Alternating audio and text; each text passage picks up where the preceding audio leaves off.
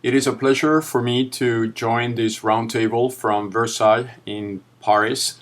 I am currently a panelist at the New York Times luxury event on technology and luxury, how luxury is revolutionizing technology and how technology will totally revolutionize luxury. So this event it's in synchronicity with your roundtable in New York at the Merge and Acquisition Summit. I would like first of all to say hello to the participants to this roundtable, as they are a close friend of mine, and I am sorry not to be physically there, as I would love to participate on the debate. The subject of the roundtable is going to be the cybersecurity and the Internet of Things and the 50 billion reasons to be concerned. So just to position the subject, my company, WiseKey, which I founded several years ago in Switzerland, it is a leader on cybersecurity. We have been working with governments, private sector, the World Economic Forums, and many other thought leaders around the world in trying to secure the internet for many years, with great results in areas like e-voting, financial transactions, securing banks, securing governments, securing national identity for citizens. But now the big opportunity is securing the industrial internet. The next edition of the World Economic Forum in Davos 2016 is going to focus on what they call the fourth industrial revolution, which means how this new internet and how the fact that something like 50 billion devices, but many other objects and robots and processes are going to be connected to the internet. What will be the shifts that this will have as a consequence on the global economy? Everything is going to change. Companies will become software companies. They will start to embed into their processes high-level technologies such as identification of objects, possibility of connecting those objects to the internet through dual keys, dual factor authentication, asymmetric keys, which are projects that WiseKey has already deployed with, for instance, Bulgari or Hublot or Dior or many other luxury companies, but also with wearable technologies in the United States like will.i.am, like our partnership now with General Electric and many others. So the trend is that every single company will have to reinvent itself. If you are not becoming in 10 years a software company, you will probably not exist anymore. Companies have lost the relation with their products. Companies have lost relations with their customers, and now companies are rethinking themselves as becoming a platform. If you are not a platform, somebody else will be a platform for you.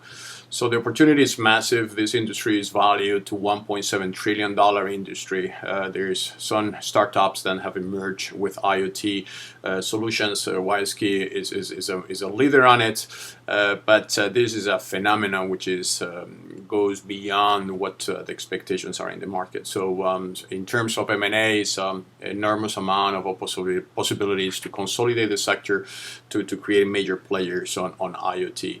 The IoT has three dimensions which needs to be understood and solved before this will become a global phenomenon. One of them is the policy. There's absolutely no policy on how this will run. I mean, people don't know yet how the internet, which is totally unsecure infrastructure, will cope with the burden to interconnect 50 billion devices. That will need decentralization. Clouds will need to be much more dynamic and decentralized. Identification will need to be mainstream, not only in objects but people. And the communications with the cloud will need to be simplified. And the cost of connecting those devices to the cloud and sending messages and real-time messages will need to be reduced. As well, the analytical aspect of analyzing the behavior of those devices will have to be improved. So policies then will help countries of the world to deploy their physical infrastructures are essential. The other element is technology. Technology will need to evolve. The current technology is not yet there. There are some advancements on NFC technology, microchips, Intel, Samsung, Nokia, all of them they are working towards the next generation chips, which will include the cybersecurity element at the device level, using combinations between identity combined with blockchain and possibilities of making those objects resilient to attacks. The problem now is that the objects connect at the backend level. So if you attack the backend, the platform, you compromise all the objects at once. So the trend is to reduce the complexity and putting the object artificial intelligence being used as a way of monitoring attacks at the object level. The third element is the business model. People don't know yet how to monetize this. I mean, are we charging a micro fee per every transaction generated by those objects? Are we just data mining the communication of those objects and making those objects sending a lot of intelligence and analyzing that data for commercial uses? What will be the privacy issues related to that?